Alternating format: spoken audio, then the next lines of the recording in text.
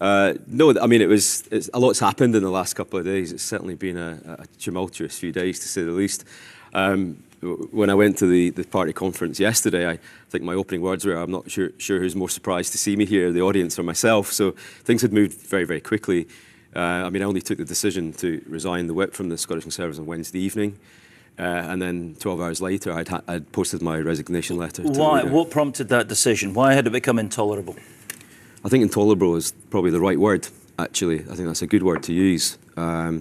I think over a period of time, I'd felt increasingly uncomfortable with the direction of travel of the Scottish Conservatives, the language that was being used by their press office, by their social media presence, and also the language being used in the chamber. I felt deeply uncomfortable with. Such as? What in particular upset you? Well, let's take some recent examples. There's been a building of a narrative, in my view, of a shift in the party from the party that I joined in 2016, of what was a fairly moderate centrist party, on the right of centre, admittedly, increasingly to the right in tone and language. But, let's take an example. Sticking the words dangerous ideology before something, okay? When you're talking, for example, about the LGBT community, of which I'm part of, that doesn't sit comfortably with me. I don't deny that.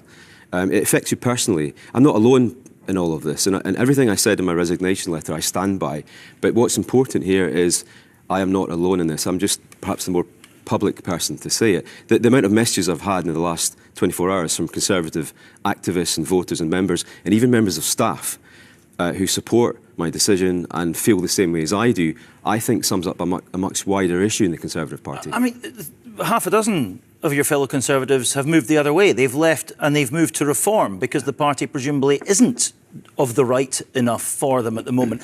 Are the Scottish Conservatives really moving in that direction, or was this about you finding a safer home for your politics, somewhere where you would be more likely to be re-elected, perhaps? Well, my politics haven't changed since I was elected. Anyone who's followed me, my local constituents in the west of Scotland, some half an hour from here, know exactly where I stand. My politics have not changed. That's why I was re-elected in 2021. The party has shifted. And it's interesting you talk about that split. I think you're right, there is a split. There's a portion of the Conservative Party who want to go further to the right to tackle reform. And I think the party are going in that direction. But where does that leave everyone else?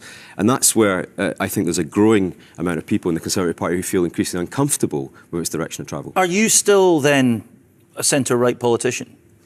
I think your politics haven't shifted. They haven't, no. So you're still centre-right? Yeah. Alex Cole-Hamilton, your party is now home to people of the centre-right. You comfortable with that? Yes, and there are many others who are taking the same decision as Jamie. Look, we're a family in the Lib Dems, and our fundamental values... Broader church than you used to be now. Well, no, not at all. Whether a broader church than the Scottish Conservatives are. If people like me are leaving the Conservatives, they have to have a good think about that. There are two ways in which they could have reacted to the events of the past week. The one is the direction of travel they've taken, which is double down, batten down and go on the attack. The other option would have been the better and more beneficial one, and that's to have a period of reflection. Why is the party losing people who joined up in 2016 under Ruth Davidson?